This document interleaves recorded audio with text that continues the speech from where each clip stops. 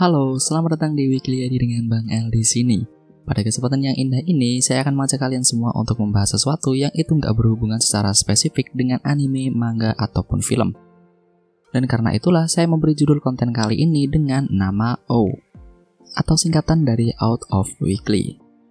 Dan yang akan kita bahas kali ini adalah mengenai fenomena di mana suatu karakter atau tokoh yang ada di dalam cerita fiksi seperti anime, film, dan manga itu dibenci. Apakah ini karena kesuksesan kreator atau justru sebaliknya? Oke, yuk putar dulu intronya.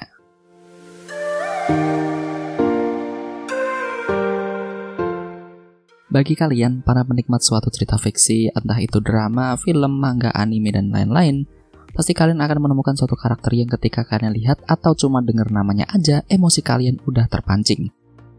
Kalau kita ngomongin wajar atau tidak, jelas hal ini sangat wajar. Apalagi dalam sebuah cerita di mana selalu ada baik dan ada juga yang buruk. Terlebih lagi, para penonton atau penikmat cerita fiksi tersebut memiliki pemikiran dan perasaannya masing-masing.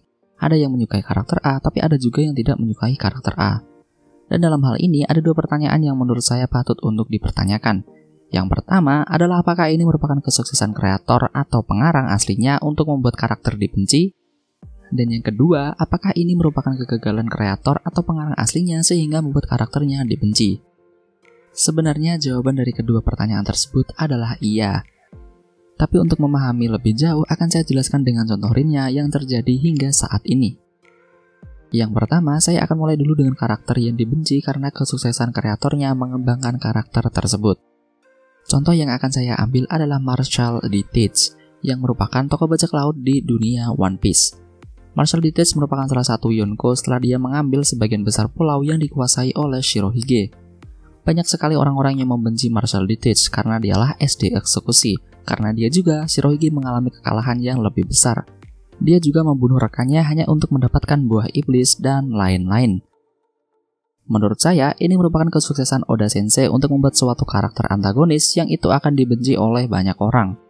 Ya meskipun kalau ngomongin soal antagonis dan protagonis di One Piece, saya masih suka bingung mana yang antagonis dan mana yang protagonis. Saat membaca salah satu SBS, Oda Sensei pernah menuliskan kalau dia memang sengaja mendesain karakter di bajak laut Blackbird atau Kurohige itu agak berbeda, supaya meninggalkan kesan bajak laut yang jahat. Itu artinya, sejak awal Oda Sensei tidak ada niatan sama sekali untuk membuat karakter Kurohige dan rekan-rekannya ini disukai oleh banyak orang. Dan kalau kalian cari di Google dengan keyword karakter yang paling dibenci di One Piece, pasti Kurohige selalu muncul. Atau mungkin kalian kenal dengan tokoh yang satu ini. Iya, dia adalah ayah paling brengsek yang ada di anime Full Metal Alchemist. Bagi kalian yang sudah menonton, pasti saya yakin kalian akan membenci tokoh yang satu ini. Dan kalau kalian mau menonton, saya jamin kalian akan membenci tokoh yang satu ini. Karena melakukan kejahatan yang benar-benar di luar logika.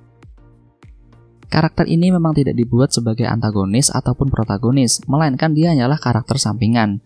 Tapi munculnya yang sesaat dan cara delivery karakternya yang memang sengaja dibikin untuk membuat penonton marah dan geram, benar-benar kesuksesan yang besar.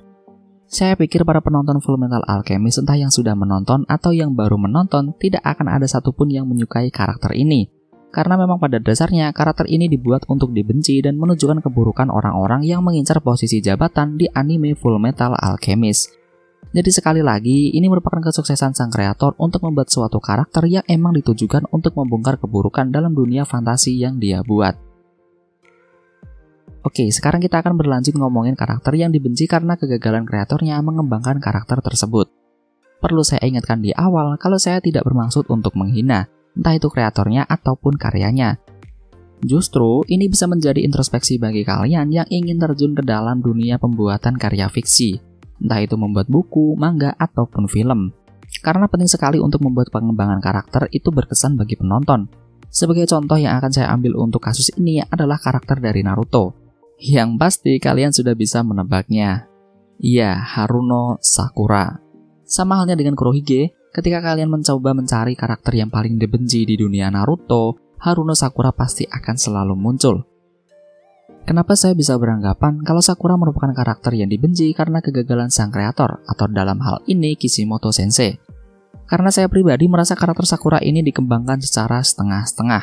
Dia yang lahir dari keluarga biasa dan tanpa kekuatan apa-apa, sangat berbeda sekali dengan kedua rekannya yang sejak lahir diberkati oleh kekuatan yang luar biasa dan juga dari klan yang terpandang. Dengan seiringnya waktu, Sakura yang awalnya tidak memiliki apa-apa akhirnya mengalami pengembangan karakter yang signifikan di mana akhirnya dia bisa benar-benar berperan dalam cerita Naruto. Sayangnya, mendekati pertengahan bahkan sampai akhir cerita Naruto, ada banyak hal buruk dari Sakura yang muncul ketimbang yang baik. Dia yang menyatakan cinta pada Naruto padahal sudah tahu Hinata menyukai Naruto. Dia yang gagal membunuh Sasuke padahal sudah meracuni teman-temannya. Dia yang sering memukuli Naruto padahal Naruto lah yang sering menyelamatkan dia. Dan yang terakhir adalah dia yang dengan sangat pedenya menerjang ke arah Madara seorang diri. Dan sebenarnya masih banyak lagi. Saya tahu mungkin dibandingkan karakter yang lain, Sakura masih digolongkan sebagai karakter yang setidaknya berperan lah. Tapi perlu digarisbawahi juga kalau Sakura itu merupakan main heroine atau karakter wanita utama. Yang sejak awal dia juga dipush sehingga bisa mengejar sosok Naruto dan juga Sasuke. Tapi malah, ya begitulah. Bahkan saya pernah membaca di beberapa artikel kalau Kishimoto Sensei saja heran kenapa banyak orang yang tidak menyukai karakter Sakura.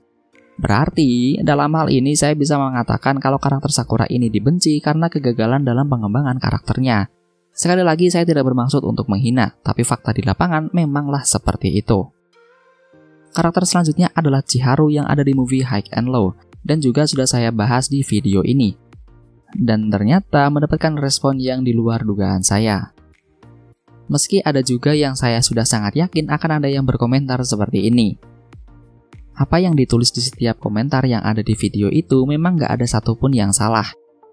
Kecuali kalau kalian cuma mau menghujat tanpa memberikan komentar apa-apa. Itu menurut saya baru salah. Kalau kalian membenci karakter seperti Ice, Nine, Ryu, Kuryu Group, ataupun antagonis yang lainnya, itu hal yang sangat wajar. Dan itu artinya pihak High and Low sukses membawakan antagonis yang sesuai dengan perannya. Yang namanya orang jahat, wajar dong gak disukai. Tapi lain halnya dengan si Chiharu. Dia bukan merupakan antagonis dalam inti cerita High and Low, tapi kelakuannya udah melampaui para antagonis yang ada. Dan menurut saya ini juga merupakan kegagalan dalam pengembangan karakter. Dimana kalau sebenarnya kalian cermati lagi, sama sekali tidak ada bedanya jika saja Chiharu lebih memilih untuk ikut dengan Cobra kala itu.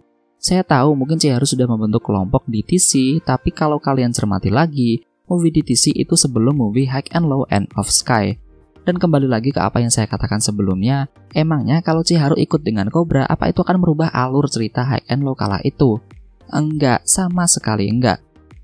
Entah dia ikut dengan Dan ataupun dengan Cobra, sama sekali tidak ada yang berubah.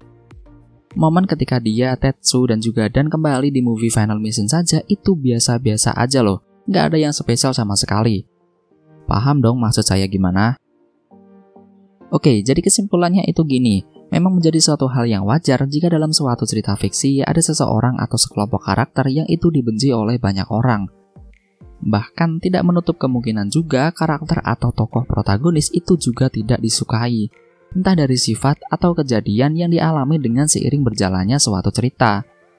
Tapi di sisi lain, bagi kalian yang ingin terjun ke dalam dunia pembuatan film atau manga ataupun cerita fiksi yang lainnya, hal ini bisa kalian manfaatkan untuk memutarbalikkan emosi penikmat karya kalian, supaya kalian bisa menyajikan tokoh yang itu benar-benar berkesan. Karena ada juga karakter antagonis yang saking kerennya itu malah disukai oleh banyak orang, seperti Joker dalam film Batman The Dark Knight. Dimana meski Joker merupakan antagonis, banyak sekali yang menyukai Joker karena kecerdikan dan kepandaiannya memainkan emosi dari sang tokoh utama, yaitu Batman. Jadi gimana menurut kalian? Apakah kalian punya pendapat yang lain mengenai penokohan ataupun pengembangan suatu karakter?